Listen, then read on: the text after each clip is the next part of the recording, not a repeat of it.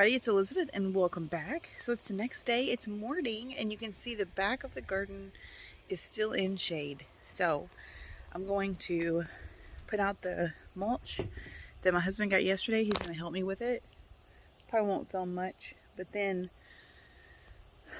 I'm going to get as many of these plants in the ground as I can back here while all this is in shade, because it's lovely. You can see in the morning, when the sun's coming up, the front of the garden actually gets a few hours of sunlight, and then it's about 10 in the morning now. So you can see by 10 the sun gets up in this tree, which casts a lot of shade over here, and then as the sun continues to go, it'll just pop through a little bit, and then we've got another tree. So yeah, I'm just gonna work on this while we can. I brought some of Mabel's toys out here for her to play with while she's out here. I also need to fertilize everything today because I didn't do that yesterday. I just watered. So that's what I'm going to work on. Are you hiding under my hosta?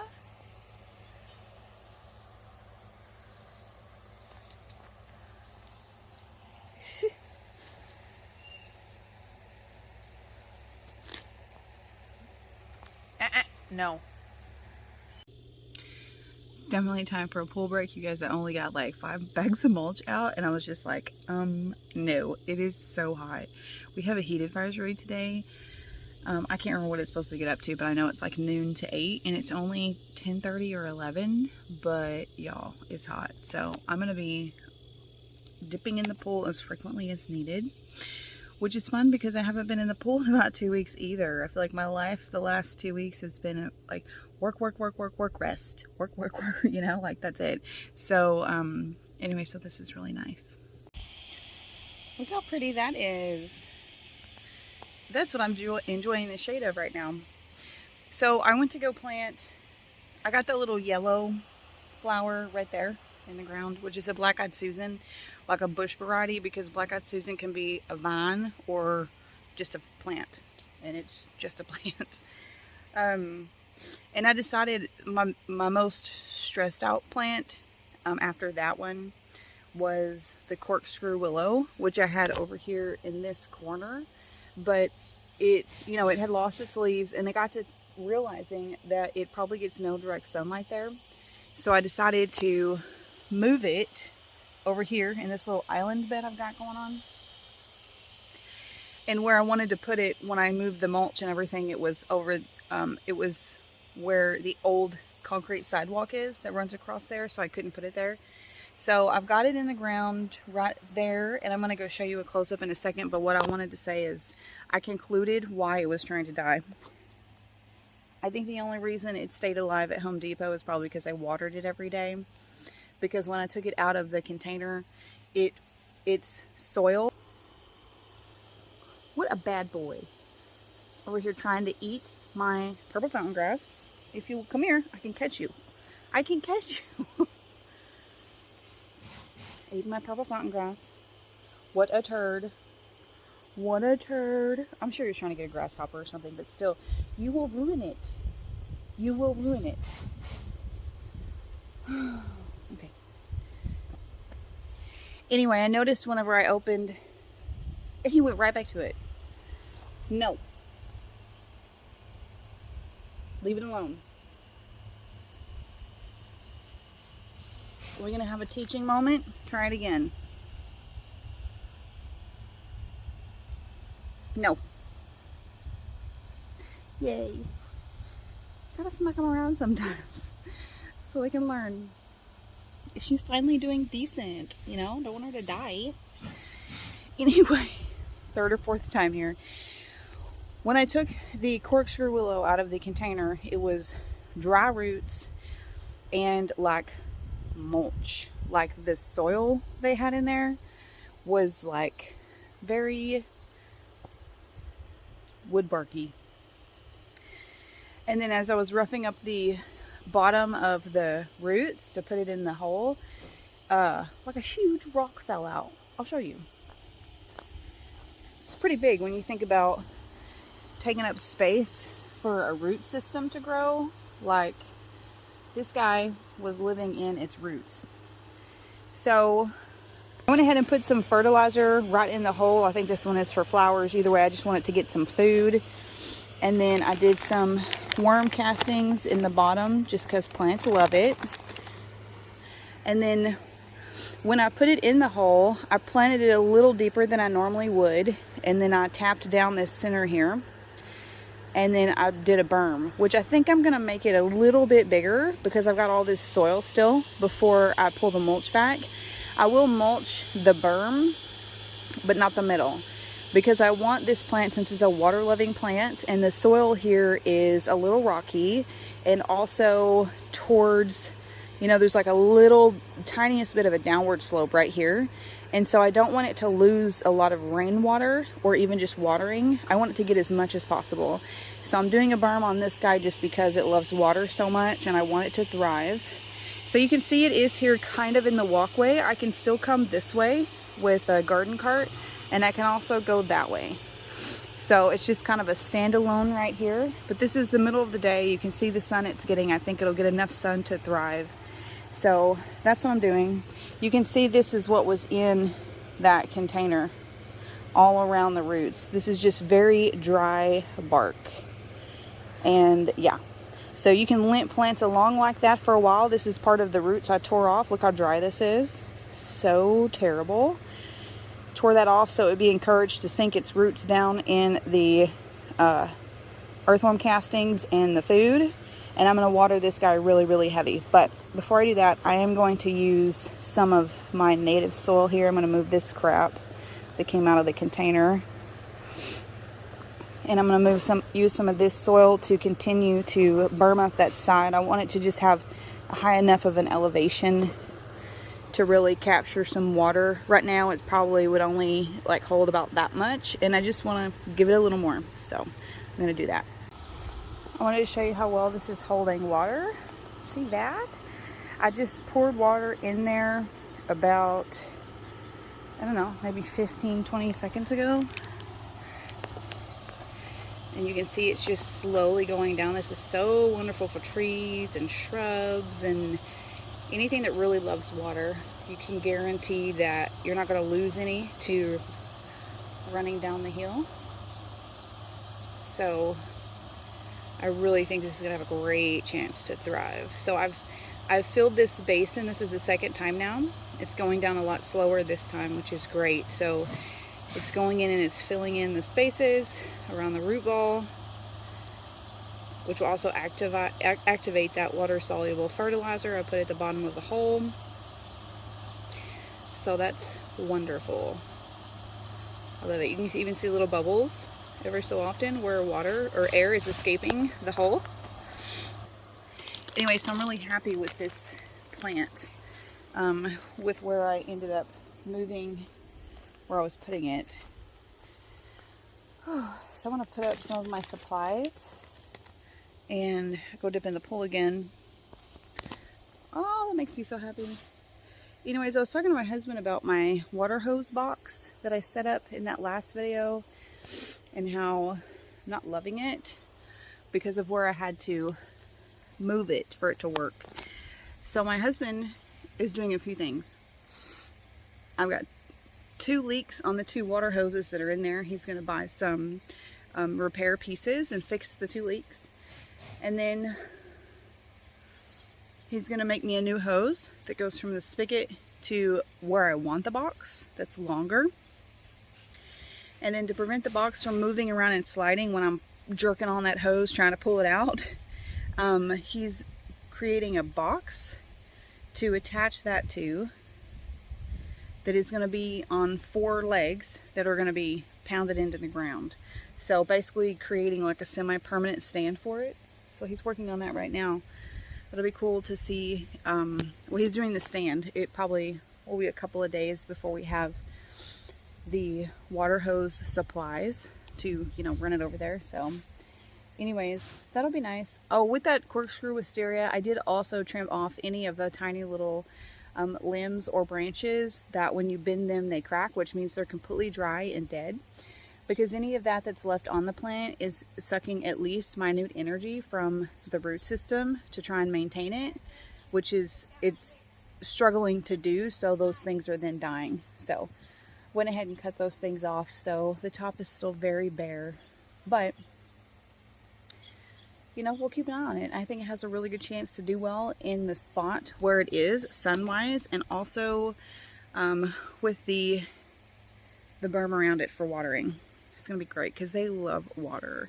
And I don't know if I mentioned it in the video when I got that, but one, I've always wanted one because they're just so like whimsical and fun looking. But one of my newest favorite coffee shops in a town about 20 minutes away from here, they opened up 2 years ago, and they had one by their drive-thru that was probably that tall but way more full. And they had an old fishing boat, like a, what's it called, a John Boy boat, just an old metal bottom boat right there in front of the wisteria that they had turned into a pond. So they had a little pump in there and a little fountain thing, and it shot up water, and it was full of water and like water plants. Love that idea. Freaking love it. Want to do it. Anyway, so the wisteria was behind that, and I think that the hi and I think that because it probably leaked a little bit, or maybe they intentionally had like a little hose and a drain from the boat to the wisteria, that thing has grown so much in 2 years that it is probably 10 feet around, and it actually grew out over the boat. It is so huge. I wish I had pictures. I know a long time ago I took a picture of the coffee shop when we first went there because I thought it was so adorable, and I loved their landscaping. I just don't know if I've gotten a picture with lately how big it is. So I know that they will thrive with like constant water. So I love to do something like that. Look how cute this is. So I did have this setting here, and I had the wisteria here, but because I moved the wisteria, scooted this over a bit. These caladiums are supposed to be annuals, but they do come back for me, so I'm optimistic. These are vincas, and they're supposed to be annuals, so we'll kind of see what they do. But I just knew they'd go well with them. The vincas would go well with the caladiums, and the caladiums I expect to be able to keep. And then my husband didn't like my plastic step I made, so he made me a step. How amazing is that? That's my love language for sure. So it's amazing and useful, and so glad I moved this yesterday. It's very nice to have this open, and I will be doing some mulch here. And then here's how the wisteria looks. You're crazy. Here's how the wisteria looks. And then he built my stand, which is going to live over here where I initially wanted it, but we've got to get the hose piece to rig that up to be longer. So for now it's just here, and our plan is to see if it needs to be like buried at all to be reinforced. There goes a kid. Because with it being higher like this, when you pull on it, it's actually just, you know, it's wobbling a little bit, but it's not trying to fall over. So it might not even need to have the feet buried. We'll just see. It may just be because you know, the height of that is where my hand is. So it's just being pulled straight out instead of like up and out. So I don't know, but anyway, so that's great. And then you can see I've still got some shade back here in the back of the garden, which is great. So instead of kind of going in that row and getting the blue spruce planted, because I'm a little torn on that location, I decided to come over here and do these two, because you can see this yellow one is actually wilting down. So, and this one doesn't look fabulous. So I'm gonna get these two in the ground. They're my next sad looking. Oh, and there's that spider. Earlier when I was doing the mulch over here, I looked up and that banana spider was nowhere to be seen. And so I was like, oh, hey, cool. I can cut down that arm of that hollyhock now. But she's back. There she is. So I can't cut it down. Whatever. It doesn't bother me that much. But anyway, so loving this, having this all mulched. I did come in and mulch around these plants, and then I mulched around the plant, the sink stand. And I think that's all I've got done. I've got all these other bags laid out still. I wanted to get some planting done while I had shade back here, and then I'll get to finishing the mulch. I'm also hoping today to have time to clean off the sink, measure it, and see if I have a sheet to fit. Other than like the painting it part, that could be a really fast project, and I don't have to paint it to get the skirt on, because I could remove the skirt and paint it later. So just kind of gonna see about that one. But I would love to. I hate that the stand, I hate that you can see it, and I feel like if it's just concealed, it'll look 100 times better. So yeah, so I'm gonna get to work on these two now. This cat, he was laying right there where there was a gap in that thing, and every time I would shovel dirt in there, he would like attack it and try to eat it. What you doing, buddy? Are you a gardening buddy? Are you a gardening buddy? Get it. Get it.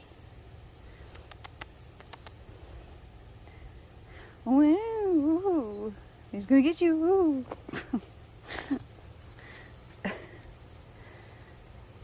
He's so cute. Well, that escalated quickly. What you doing? I gotta get that other side, buddy. You're totally gonna be in the way. Gotta make it a little wider.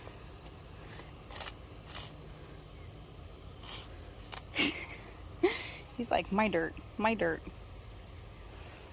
Whoa. It's pretty hard to do one-handed. I think you're about the same size as that pot now. It's Ernesto sized. You are a silly cat. Let's get it a little bit wider.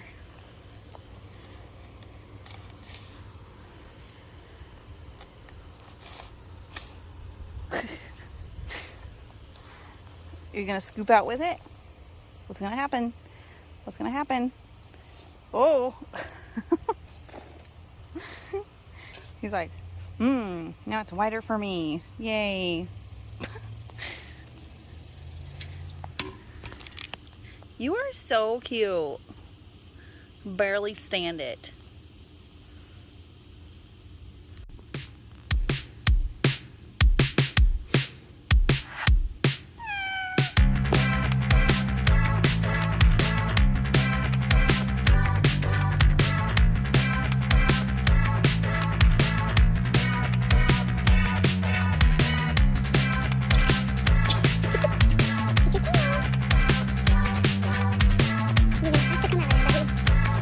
Here's where we are now.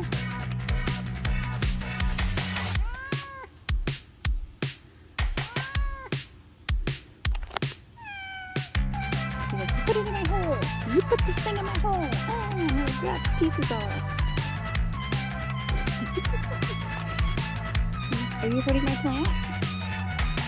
I'm fixing to fill in that hole, buddy. Well, goodness mercy me.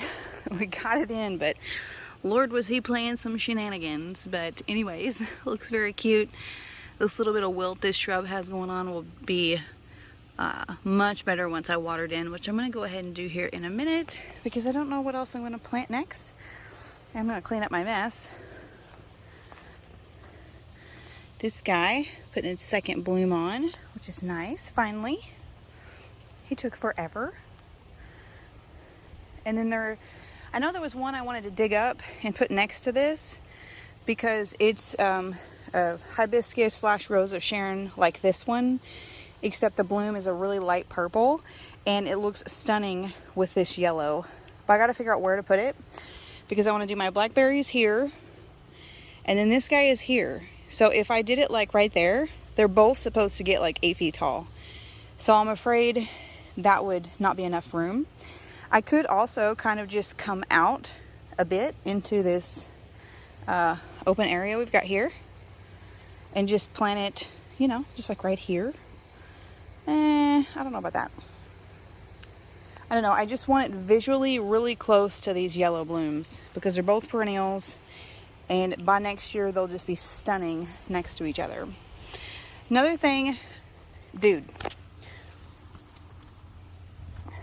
Another thing I want to mention that I love about this thing is, you know, you always have leftover soil, and what I am doing with it is after each planting, I'm coming over here and I've topped off these volunteer potatoes twice, and then I've put some in here as well, I think twice. And now that I've done those, there is Sterling, our whiny cat. Now that I've done those, I think what I'm going to be doing with any of the other dirt is throwing them in the raised beds. Alright, so I went through and I did some cleanup in my vegetable beds, and also the flower beds that hang out over the walkway. Just pruned some tomatoes, cucumbers, sweet potato vines, and a rose bush. And then I was just kind of like cleaning up messes and decided to harvest some of the fruit that was ready, that I'd been seeing all day. So we got that much, which is fun. Some of the tomatoes we'll let ripen on the counter.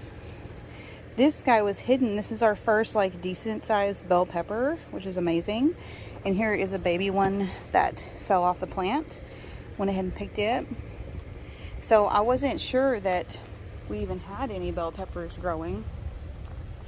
But what I just did, because these kept falling everywhere, so what I did was I put in a little stake here and I tied these guys up. This is a row of jalapenos, and these two on the end had fallen right there. So then this is a row of bell peppers, which I didn't even know I had for sure. So they were getting squished out by the jalapenos, and you can see there's space in there. They had just fallen at an early stage of growth. And so we do have 2 bell pepper plants here. You can see you've got some on growing. And so what I did was I put a stake in right here and I tied these guys up so they can try to stay up a little bit better. Keep trying to move this stevia plant here. This is a huge stevia plant. Probably just gonna have to take it out. But anyways, got some more peppers, and then we get over into our other sweet peppers there, and look how tall these guys are. They're huge. And then over here is the same kind of sweet pepper, but it's really short because it's been suffocated out by the stevia. But anyways, so picked some peppers, trimmed this guy so it's not hanging way out. And then I left these smaller peppers. And then I trimmed this a bit. It was reaching out and grabbing a hold of the lights. You can see I left some of its tendrils up there. Anyways, so trimmed that. I don't know how much more we'll get off of this, but right now it's the only cucumbers we have alive.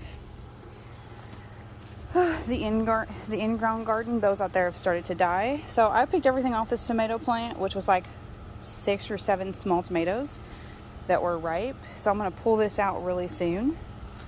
And this one looked to be kind of also on its last leg, but I just harvested everything except that green one, and I'm going to give it a little more time and wait and see. I love having this wheelbarrow. I just kind of leave it somewhere and I do plant trash and trash.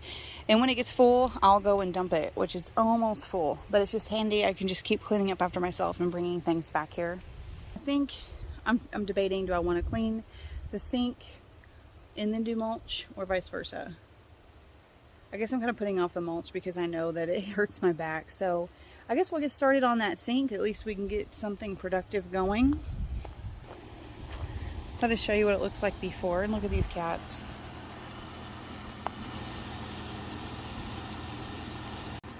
They're going to be rudely interrupted in a moment when water stuff starts happening over here. But anyway, look, I got one of my hummingbird things and moved it over here. This one I've got to get more tape for the back, but here is what we're starting with.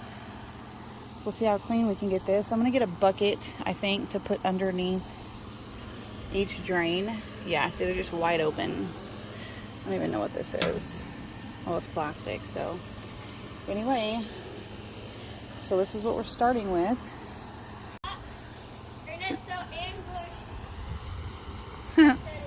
Here's how it's looking after cleaning it up. You can tell it definitely needs a paint job. And the inside could use some more scrubbing, but I'm going to go ahead and see if I've got a sheet that'll fit this. My phone is dying. I'm getting tired, and I also want to wash my truck.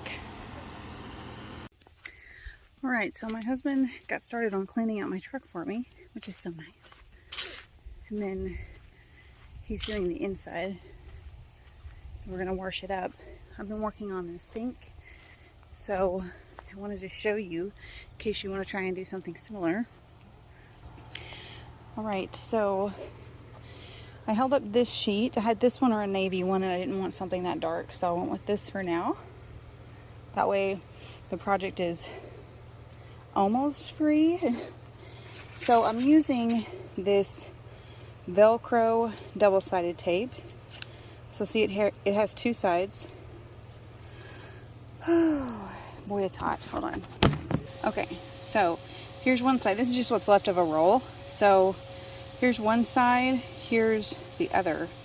And these grab a hold of this Velcro here and like snap in place. Okay, and then both sides are sticky. So this is what I did. I put both sides on. I put one grippy side all the way, then I smashed it on there with the other side. And now I've removed this sticky part, so what's exposed is sticky. So I'm fixing to attempt to hang this on there. I'm not going to sew it or anything. I just cut it with scissors, laid it out on the ground, did it as straight as I could. And I'm going to try to just like, here's my cut edge. And I'm going to try to just fold it under a bit. And then put this side back here on the Velcro. Or on the sticky part of the Velcro. And I'm not going to do that in film. So I will show you how it turns out.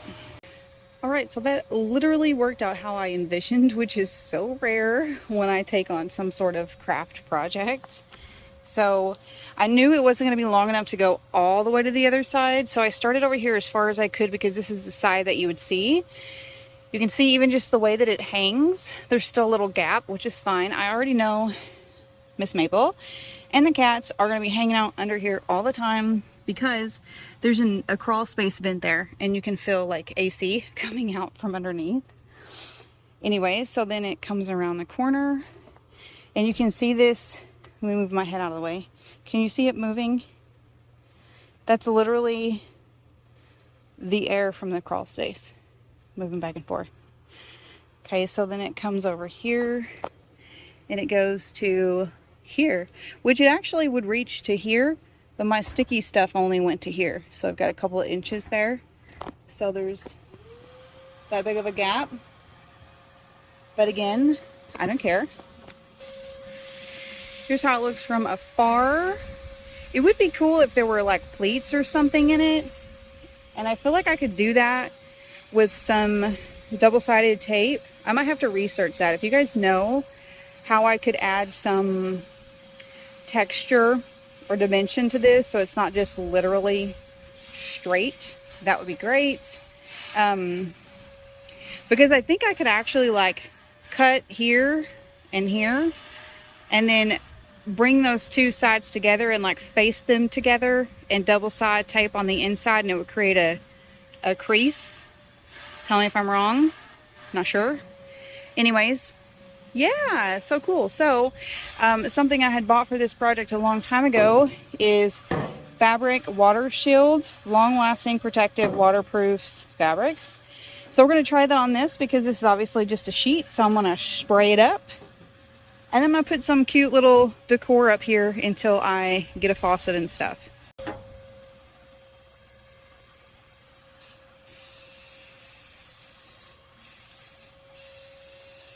I wonder how much you should be putting on. Let's see.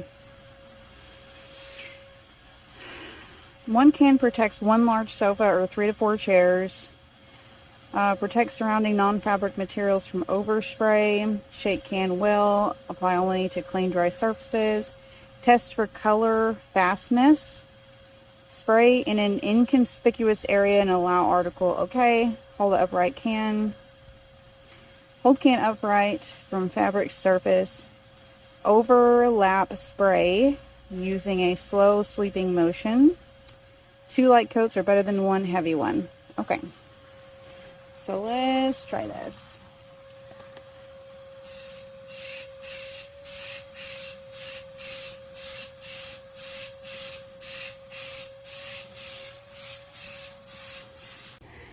Alright, here's how it looks now. Gotta let that dry. Definitely smells a little funky, but anyways, it's way better than having the feet exposed, I think.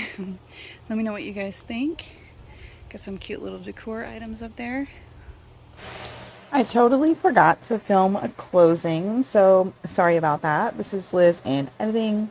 Anyways, I hope that you guys enjoyed watching this today and coming along, and I hope that you have a wonderful day. We love you guys.